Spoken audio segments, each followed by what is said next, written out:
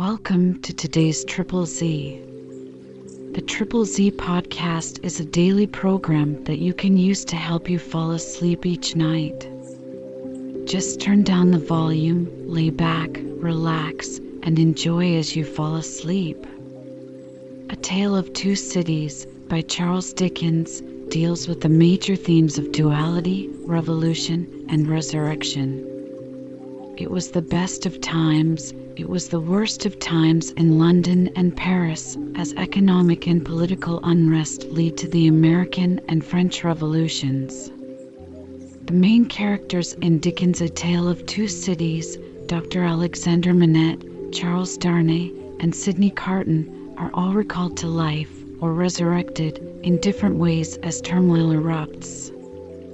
If you enjoy our program, please be sure to write us a review on your podcast platform and share us with a friend. You both might sleep just a little better at night. Our website is Z, that's 3z's.media. You can also like and share our content on Facebook or our Instagram account ZZZ Media Podcast. Music for today's episode was provided by Gaia Symphony on Apple Music. Chapter 12. The Fellow of Delicacy.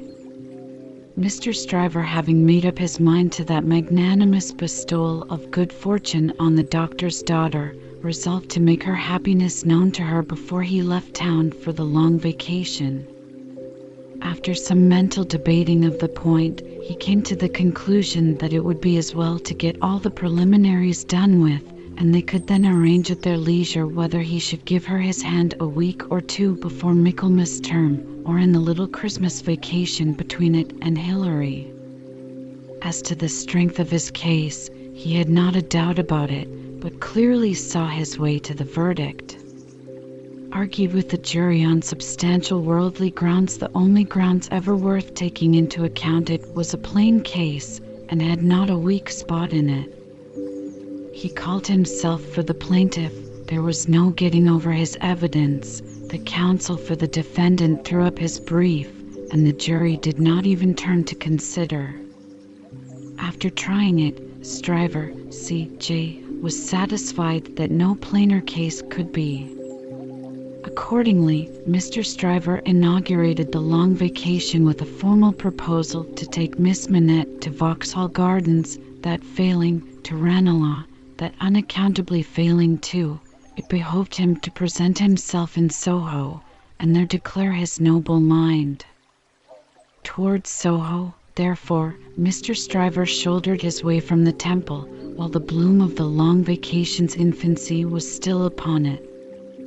Anybody who had seen him projecting himself into Soho while he was yet on St. Dunstan's side of Temple Bar, bursting in his full-blown way along the pavement to the jostlement of all weaker people, might have seen how safe and strong he was.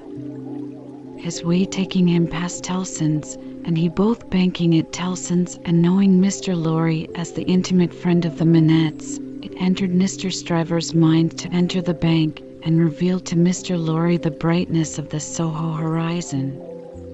So he pushed open the door with the weak rattle in its throat, stumbled down the 2 steps, got past the 2 ancient cashiers, and shouldered himself into the musty back closet where Mr. Lorry sat at great books ruled for figures, with perpendicular iron bars to his window as if that were ruled for figures too, and everything under the clouds were a sum.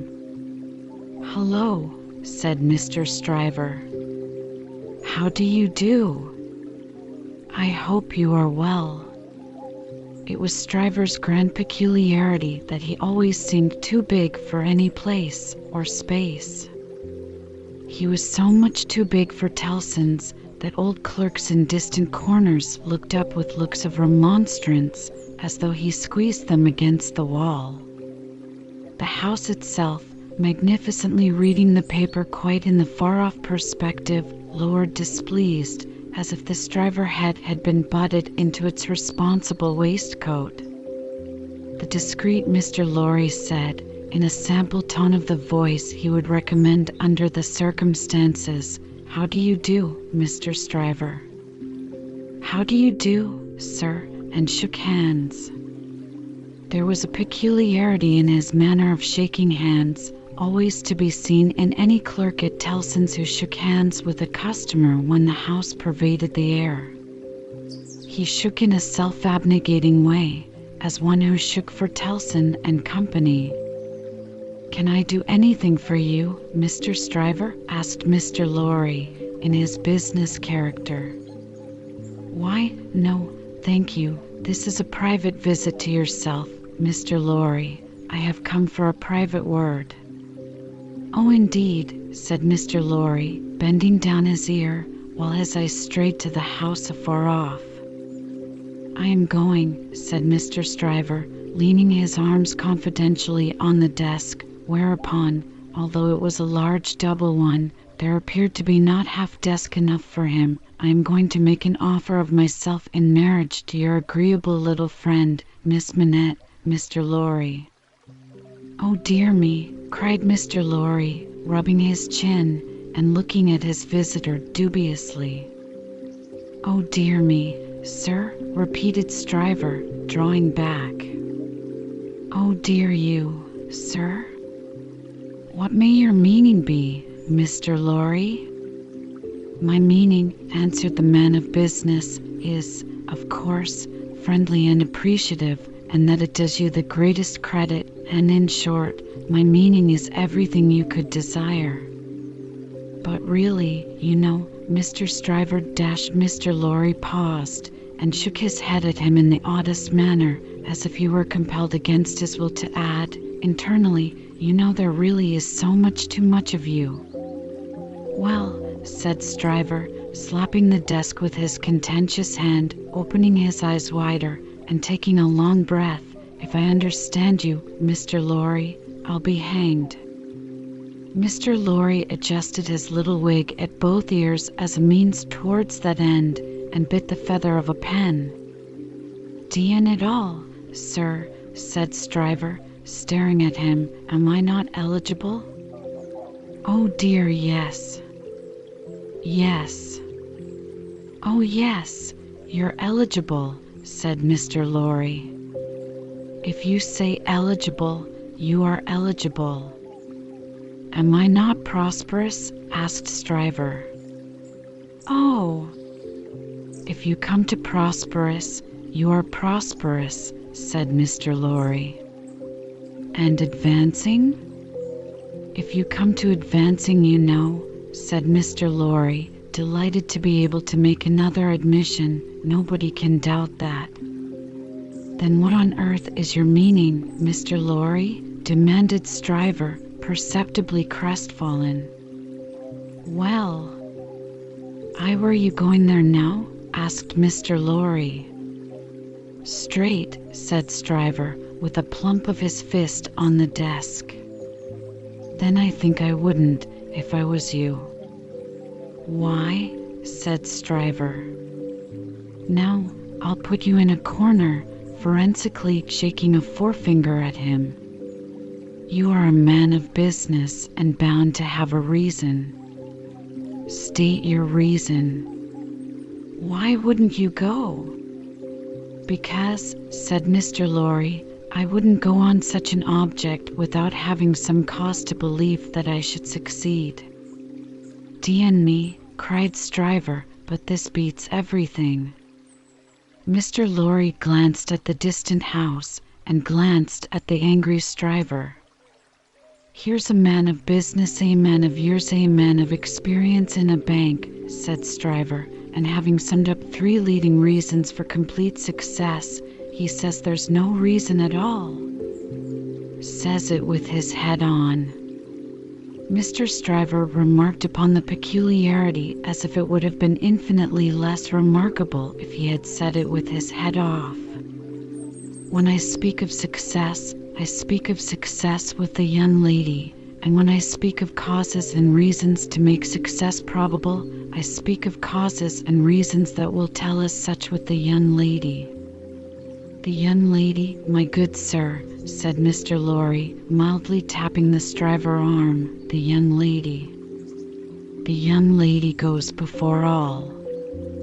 Then you mean to tell me, Mr. Lorry, said Stryver, squaring his elbows, that it is your deliberate opinion that the young lady at present in question is a mincing fool? Not exactly so.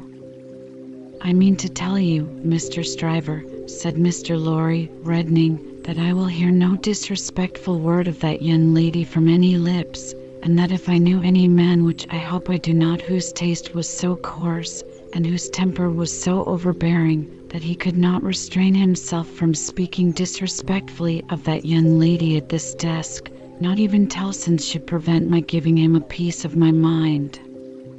The necessity of being angry in a suppressed tone had put Mr. Stryver's blood vessels into a dangerous state. When it was his turn to be angry, Mr. Lorry's veins, methodical as their courses could usually be, were in no better state now it was his turn.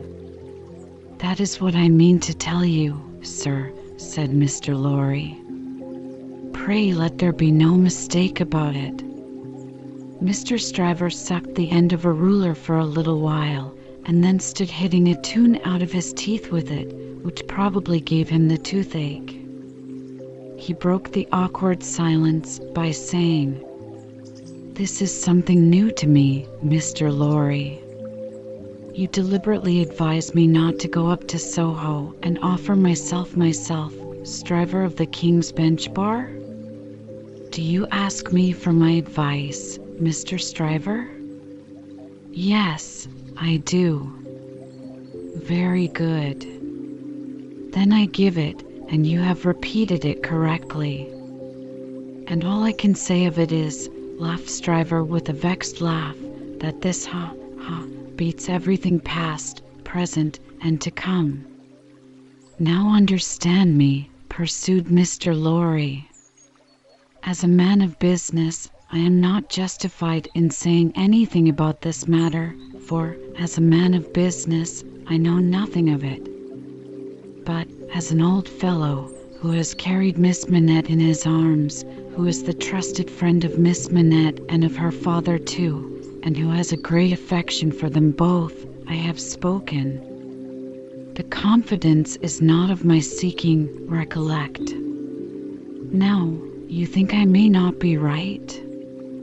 "Not I," said Stryver, whistling. "I can't undertake to find third parties in common sense. I can only find it for myself.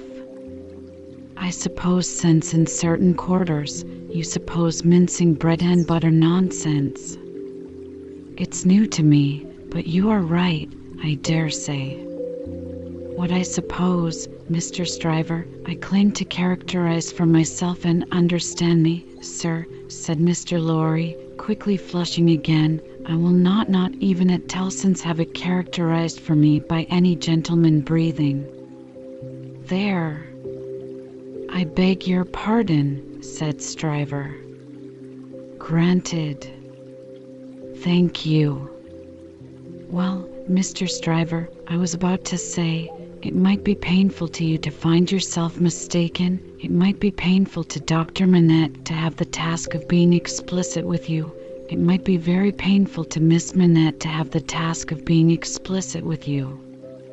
You know the terms upon which I have the honor and happiness to stand with the family.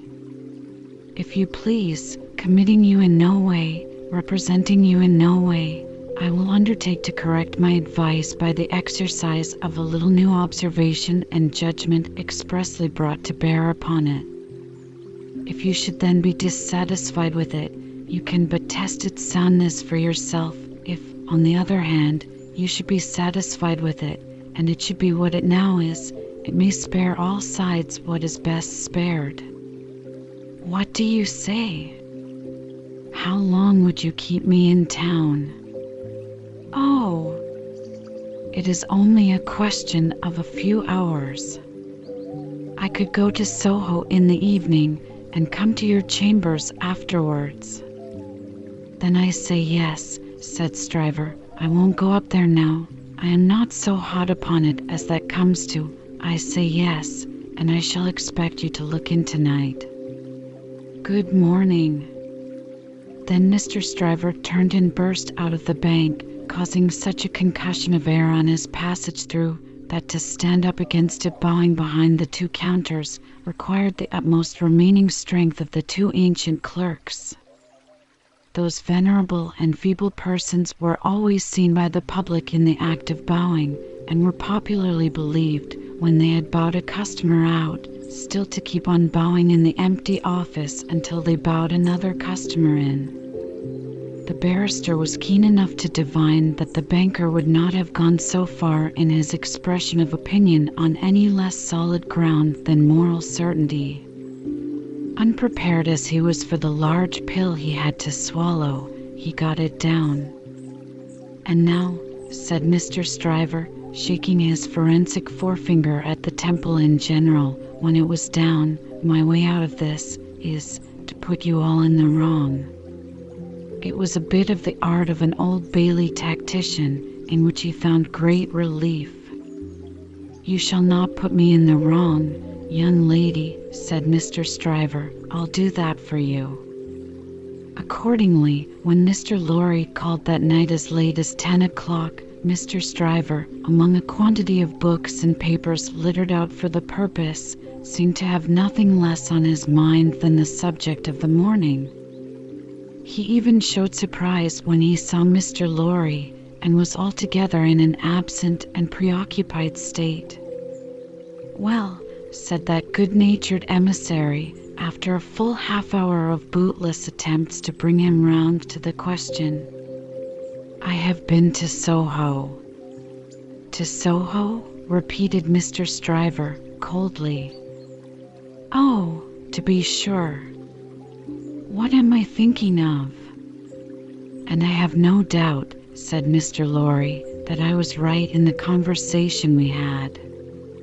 My opinion is confirmed, and I reiterate my advice." "I assure you," returned Mr. Stryver, in the friendliest way, "that I am sorry for it on your account, and sorry for it on the poor father's account. I know this must always be a sore subject with the family. Let us say no more about it." "I don't understand you," said Mr. Lorry. "I dare say not," rejoined Stryver, nodding his head in a smoothing and final way. "No matter, no matter." "But it does matter," Mr. Lorry urged. "No, it doesn't. I assure you it doesn't. Having supposed that there was sense where there is no sense, and a laudable ambition where there is not a laudable ambition, I am well out of my mistake, and no harm is done. Young women have committed similar follies often before, and have repented them in poverty and obscurity often before. In an unselfish aspect, I am sorry that the thing is dropped, because it would have been a bad thing for me in a worldly point of view. In a selfish aspect, I am glad that the thing has dropped, because it would have been a bad thing for me in a worldly point of view. It is hardly necessary to say I could have gained nothing by it. There is no harm at all done. I have not proposed to the young lady, and, between ourselves, I am by no means certain, on reflection, that I ever should have committed myself to that extent. Mr. Lorry, you cannot control the mincing vanities and giddinesses of empty-headed girls. You must not expect to do it, or you will always be disappointed. Now, pray say no more about it. I tell you, I regret it on account of others, but I am satisfied on my own account. And I am really very much obliged to you for allowing me to sound you, and for giving me your advice. You know the young lady better than I do. You were right. It never would have done." Mr. Lorry was so taken aback that he looked quite stupidly at Mr. Stryver, shouldering him towards the door with an appearance of showering generosity, forbearance, and goodwill on his erring head. "Make the best of it, my dear sir," said Stryver. "Say no more about it. Thank you again for allowing me to sound you. Good night." Mr. Lorry was out in the night before he knew where he was. Mr. Stryver was lying back on his sofa, winking at his ceiling. Chapter 13. The Fellow of No Delicacy. If Sydney Carton ever shone anywhere, he certainly never shone in the house of Dr. Manette. He had been there often, during a whole year, and had always been the same moody and morose lounger there. When he cared to talk, he talked well, but the cloud of caring for nothing, which overshadowed him with such a fatal darkness, was very rarely pierced by the light within him. And yet he did care something for the streets that environed that house, and for the senseless stones that made their pavements. Many a night he vaguely and unhappily wandered there, when wine had brought no transitory gladness to him. Many a dreary daybreak revealed his solitary figure lingering there, and still lingering there when the first beams of the sun brought into strong relief removed beauties of architecture in spires of churches and lofty buildings, as perhaps the quiet time brought some sense of better things, else forgotten and unattainable, into his mind. Of late, the neglected bed in the temple court had known him more scantily than ever, and often when he had thrown himself upon it no longer than a few minutes, he had got up again and haunted that neighborhood. On a day in August, when Mr. Stryver, after notifying to his jackal that he had thought better of that marrying matter, had carried his delicacy into Devonshire, and when the sight and scent of flowers in the city streets had some waifs of goodness in them for the worst, of health for the sickliest, and of youth for the oldest, Sydney's feet still trod those stones. From being irresolute and purposeless, his feet became animated by an intention, and, in the working out of that intention, they took him to the doctor's door. He was shown upstairs, and found Lucy at her work, alone. She had never been quite at her ease with him, and received him with some little embarrassment as he seated himself near her table. But, looking up at his face in the interchange of the first few commonplaces, she observed a change in it. "I fear you are not well, Mr. Carton." "No. But the life I lead, Miss Manette, is not conducive to health. What is to be expected of, or by, such profligates? Is it not, forgive me, I have begun the question on my lips, a pity to live no better life? God knows it is a shame. Then why not change it?" Looking gently at him again, she was surprised and saddened to see that there were tears in his eyes. There were tears in his voice, too, as he answered, "It is too late for that. I shall never be better than I am. I shall sink lower and be worse." He leaned an elbow on her table and covered his eyes with his hand. The table trembled in the silence that followed. She had never seen him softened, and was much distressed. He knew her to be so, without looking at her, and said, "Pray forgive me, Miss Manette. I break down before the knowledge of what I want to say to you. Will you hear me? If it will do you any good, Mr. Carton, if it would make you happier, it would make me very glad. God bless you for your sweet compassion." He unshaded his face after a little while, and spoke steadily. "Don't be afraid to hear me. Don't shrink from anything I say. I am like one who died young. All my life might have been. No, Mr. Carton. I am sure that the best part of it might still be. I am sure that you might be much, much worthier of yourself. Save you, Miss Manette, and although I know better, although in the mystery of my own wretched heart I know better, I shall never forget it." She was pale and trembling.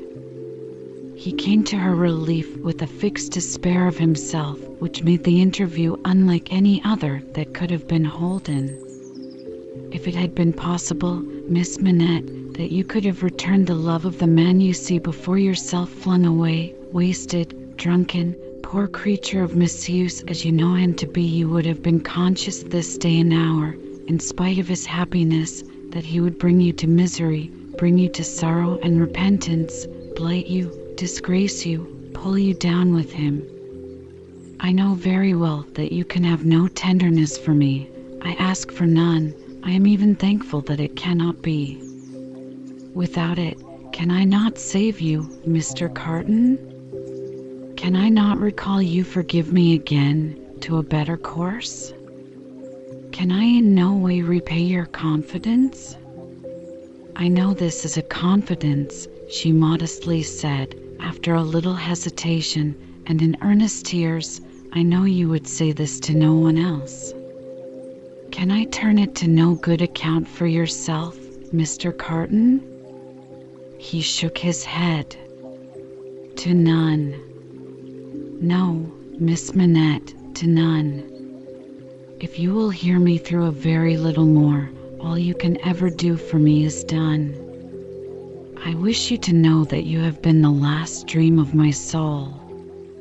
In my degradation I have not been so degraded, but that the sight of you with your father, and of this home made such a home by you, has stirred old shadows that I thought had died out of me. Since I knew you, I have been troubled by a remorse that I thought would never reproach me again, and have heard whispers from old voices impelling me upward that I thought were silent forever.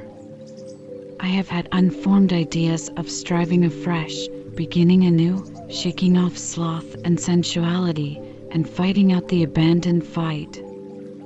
A dream, all a dream, that ends in nothing, and leaves the sleeper where he lay down, but I wish you to know that you inspired it. Will nothing of it remain? Oh, Mr. Carton, think again. Try again. No, Miss Manette, all through it, I have known myself to be quite undeserving. And yet I have had the weakness, and have still the weakness, to wish you to know with what a sudden mastery you kindled me, heap of ashes that I am, into fiery fire, however, inseparable in its nature from myself, quickening nothing, lighting nothing, doing no service, idly burning away. Since it is my misfortune, Mr. Carton, to have made you more unhappy than you were before you knew me, Don't say that, Miss Manette, for you would have reclaimed me, if anything could. You will not be the cause of my becoming worse. Since the state of your mind that you describe is, at all events, attributable to some influence of mine, this is what I mean. If I can make it plain, can I use no influence to serve you? Have I no power for good with you at all? The utmost good that I am capable of now, Miss Manette, I have come here to realize. Let me carry through the rest of my misdirected life the remembrance that I opened my heart to you, last of all the world, and that there was something left in me at this time which you could deplore and pity, which I entreated you to believe, again and again, most fervently, with all my heart, was capable of better things, Mr. Carton. Entreat me to believe it no more, Miss Manette. I have proved myself, and I know better. I distress you, I draw fast to an end. Will you let me believe, when I recall this day, that the last confidence of my life was reposed in your pure and innocent breast, and that it lies there alone, and will be shared by no one? If that will be a consolation to you, yes. Not even by the dearest one ever to be known to you? Mr. Carton, she answered, after an agitated pause, the secret is yours, not mine, and I promise to respect it. Thank you. And again, God bless you. He put her hand to his lips and moved towards the door. Be under no apprehension, Miss Manette, of my ever resuming this conversation by so much as a passing word. I will never refer to it again. If I were dead, that could not be surer than it is henceforth. In the hour of my death, I shall hold sacred the one good remembrance and shall thank and bless you for it, that my last avowal of myself was made to you, and that my name and faults and miseries were gently carried in your heart. May it otherwise be light and happy. He was so unlike what he had ever shown himself to be, and it was so sad to think how much he had thrown away, and how much he every day kept down and perverted, that Lucy Manette wept mournfully for him as he stood looking back at her. "Be comforted," he said. "I am not worth such feeling, Miss Manette. An hour or two hence, and the low companions and low habits that I scorn but yield to will render me less worth such tears as those than any wretch who creeps along the streets. Be comforted. But within myself I shall always be, towards you, what I am now, though outwardly I shall be what you have heretofore seen me. The last supplication but one I make to you is, that you will believe this of me. I will, Mr. Carton. My last supplication of all is this, and with it I will relieve you of a visitor with whom I well know you have nothing in unison, and between whom and you there is an impassable space. It is useless to say it, I know, but it rises out of my soul. For you, and for any dear to you, I would do anything. If my career were of that better kind that there was any opportunity or capacity of sacrifice in it, I would embrace any sacrifice for you and for those dear to you. Try to hold me in your mind, at some quiet times, as ardent and sincere in this one thing. The time will come, the time will not be long in coming, when new ties will be formed about you, ties that will bind you yet more tenderly and strongly to the home you so adorn, the dearest ties that will ever grace and gladden you.